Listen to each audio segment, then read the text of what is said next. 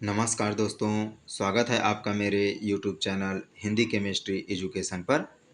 आइए दोस्तों, आज हम कक्षा 8वीं की संस्कृत विषय के अंतर्गत पंचमः पाठः अर्थात पाठ 5, जिसका शीर्षक है डॉक्टर सर्वपल्ली राधाकृष्णन, इसके संपूर्ण प्रश्नोत्तर को हिंदी व्याख्या सहित समझने का प्रयास करेंगे। दोस्तों आइए अब वीडियो प्रारंभ करते हैं। प्रश्न पहला है, निम्नलिखित प्रश्नों के उत्तर संस्कृत में दीजिए। ये कह रहा है दोस्तों कि नीचे जो संस्कृत में प्रश्न लिखा गया है उसका उत्तर भी हमें संस्कृत में ही देना है। पहला है, अस्माकं देशस्य द्वितीयो राष्ट्रपतिः कः आसीत्। अस्माकं मायने हमारे, देशस्य मायने देश के, द्वितीयो मतलब दूसरा, राष्ट्रपति मतलब राष्ट्रपति, कः मायने कौन, आसीत् मायने था। हिंदी अनुवाद हो जाएगा, हमारे देश के दूसरे राष्ट्रपति कौन था। उत्तर है, अस्माकं देशस्य द्वितीयो राष्ट्रपतिः डॉक्टर राधाकृष्णन महाभागः आसीत्। हमारे देश के दूसरे राष्ट्रपति डॉक्टर राधाकृष्णन महाभाग थे। दोस्तों, हमारे देश के प्रथम राष्ट्रपति डॉक्टर राजेंद्र प्रसाद थे और दूसरे राष्ट्रपति डॉक्टर राधाकृष्णन जी थे। प्रश्न दूसरा है दोस्तों, राधाकृष्णन महोदयस्य माता कीदृशी आसीत्। हिंदी अनुवाद हो जाएगा, राधाकृष्णन महोदय की माता का जो व्यवहार है वह कैसा था। तो उत्तर है, राधाकृष्णन महोदयस्य माता धर्मपरायणा आसीत्। धर्मपरायणा का मतलब होता है दोस्तों धर्म पर विश्वास करने वाली, आस्था रखने वाली, जिसको हम एक शब्द में और आस्तिक भी कह सकते हैं। अर्थात राधाकृष्णन महोदय की माता धर्मपरायणा थी, धर्म पर विश्वास करने वाली थी। तीसरा है, डॉक्टर राधाकृष्णन भारतस्य उपराष्ट्रपतिः कदा अभवत्। डॉक्टर राधाकृष्णन भारतस्य का हिंदी अनुवाद होगा भारत के, उपराष्ट्रपति है, कदा मतलब कब, अभवत मायने हुए। यह प्रश्न कहना चाह रहा है दोस्तों कि डॉक्टर राधाकृष्णन भारत के उपराष्ट्रपति कब बने थे या कब हुए थे। उत्तर है, डॉक्टर राधाकृष्णन भारतस्य उपराष्ट्रपतिः 1952 ईस्वीये वर्षे अभवत्। हिंदी अनुवाद हो जाएगा दोस्तों, डॉक्टर राधाकृष्णन हमारे भारत देश के उपराष्ट्रपति 1952 ईस्वी में बने थे। दोस्तों, डॉक्टर राधाकृष्णन हमारे भारत देश के प्रथम उपराष्ट्रपति और द्वितीय राष्ट्रपति थे, जबकि प्रथम राष्ट्रपति डॉक्टर राजेंद्र प्रसाद जी थे।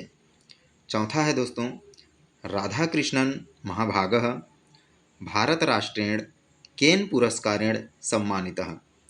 इसका हिंदी अनुवाद हो जाएगा, डॉक्टर राधाकृष्णन जी को भारत देश के किस पुरस्कार से सम्मानित किया गया है। अर्थात डॉक्टर राधाकृष्णन जी को भारत के किस सम्मान से उसे सम्मानित किया गया है। तो उत्तर है दोस्तों, राधाकृष्णन महाभागः भारत राष्ट्रेण भारत रत्नम इति पुरस्कारेण सम्मानितः। उत्तर हो जाएगा दोस्तों, डॉक्टर राधाकृष्णन जी को भारत देश की सबसे सर्वोच्च सम्मान भारत रत्न से पुरस्कारित कर सम्मानित किया गया है।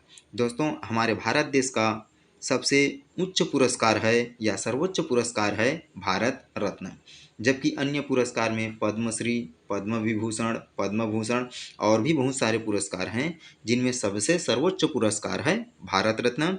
इस भारत रत्न से डॉक्टर राधाकृष्णन जी को सम्मानित किया गया था।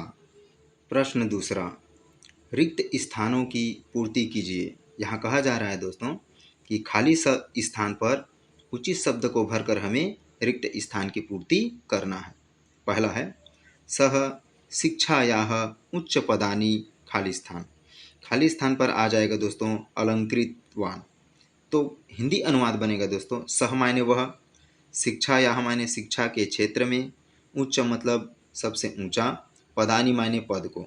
तो वह शिक्षा के क्षेत्र में ऊंचे पद को अलंकृतवान किया अर्थात सुशोभित किया।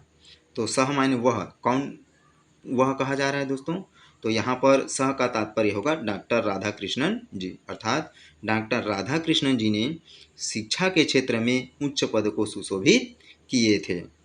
दूसरा है खाली स्थान अपि राधाकृष्णन महोदयस्य महद योगदानम आसीत्। यहाँ पर कहा जा रहा है कि डॉक्टर राधाकृष्णन जी ने शिक्षा के क्षेत्र के अलावा और किस क्षेत्र में अपना महान योगदान दिए थे।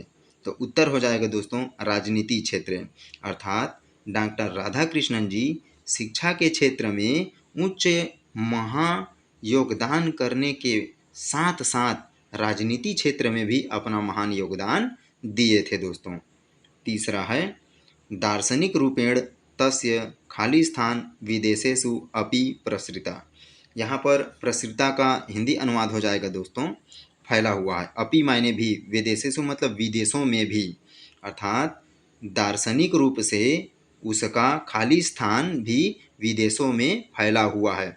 तो डॉक्टर राधाकृष्णन जी का क्या है दोस्तों, जो विदेशों में भी फैला हुआ है, तो उसकी ख्याति अर्थात उनकी जो प्रसिद्धि है, उनका जो राजनीति और शिक्षा के क्षेत्र में जो योगदान है वो इतना अविस्मरणीय है कि उसकी ख्याति भारत देश में ही नहीं बल्कि विदेशों में भी उसकी ख्याति फैली हुई है। प्रश्न तीसरा, संस्कृत में अनुवाद कीजिए। यह प्रश्न कहना चाह रहा है दोस्तों कि नीचे जो हिंदी में वाक्य लिखे गए हैं उसको हमें संस्कृत में अनुवाद करना है, ट्रांसलेट करना है। पहला है डॉक्टर राधाकृष्णन एक महान पुरुष थे। इसका संस्कृत अनुवाद है दोस्तों डॉक्टर राधाकृष्णन एकः महापुरुषः आसीत्। दूसरा है वे महान दार्शनिक थे। उत्तर हो जाएगा सह महान दार्शनिकः आसीत्। तीसरा है दोस्तों हम लोग उनका आदर करते हैं। उत्तर हो जाएगा वयम तेषां सम्मानम कुर्मः। यहाँ पर आप सम्मान के बदले आदरम शब्द का भी प्रयोग कर सकते हैं। चौथा है उन्होंने देश की सेवा की थी। उत्तर है सह राष्ट्रस्य सेवाम अकरोत्। प्रश्न चौथा अ, निम्नलिखित पदों की संधिकर प्रकार का नाम लिखिए। प्रश्न कह रहा है दोस्तों कि नीचे जो प्रश्न दिया गया है उसको हमें संधि करना है, अर्थात जोड़ना है। संधि का शब्दार्थ होता है जोड़ना। जोड़ने के पश्चात उसको हमें ये भी बताना है कि वो कौन सा संधि है, स्वर संधि है, व्यंजन संधि है या विसर्ग संधि है। ठीक है दोस्तों, तो पहला है माता धन अत्यंतम। देखिए दोस्तों मैंने संधि के बारे में पिछले वीडियो में भी बड़ी अच्छी तरीक़ा से समझा दिया है। यदि आप उस वीडियो को नहीं देखे हैं तो उस वीडियो को भी एक बार ज़रूर देख लें, इससे आपका पिछला पार्ट भी पूरा हो जाएगा, साथ ही साथ आप संधि के बारे में भी समझ जाएंगे। इसका लिंक मैं आपको डिस्क्रिप्शन बॉक्स पर नीचे दे दूंगा। तो यहाँ पर भी एक बार हल्का सा समझने की कोशिश कीजिए।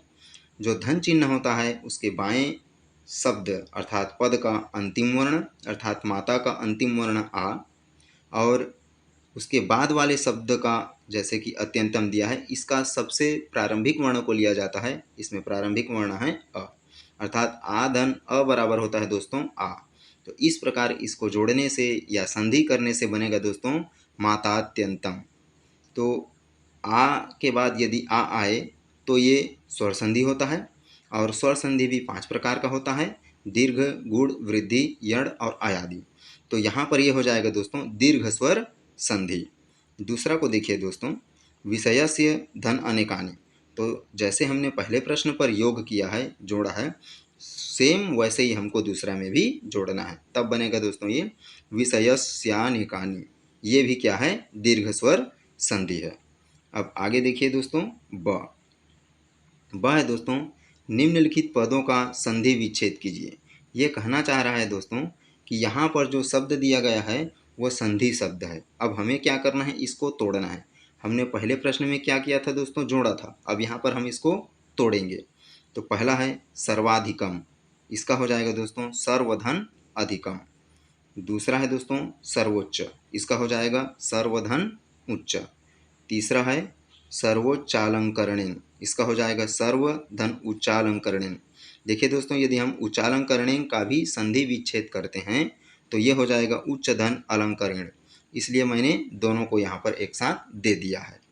प्रश्न 5वां है निम्नलिखित पदों के लिंग और वचन बताइए। प्रश्न कहना चाह रहा है दोस्तों नीचे जो पद दिया गया है देशस्य, शिक्षकः, शिक्षायाः, पुस्तकानि और तेन। हमें इन पदों का लिंग बताना है कि ये स्त्रीलिंग है, पुल्लिंग है या नपुंसकलिंग है। साथ ही साथ हमें इसका वचन भी बताना है कि ये एक वचन में है, द्विवचन में है या बहुवचन में है। दोस्तों, यदि वीडियो अच्छा लगे तो लाइक और शेयर करना बिल्कुल न भूलें।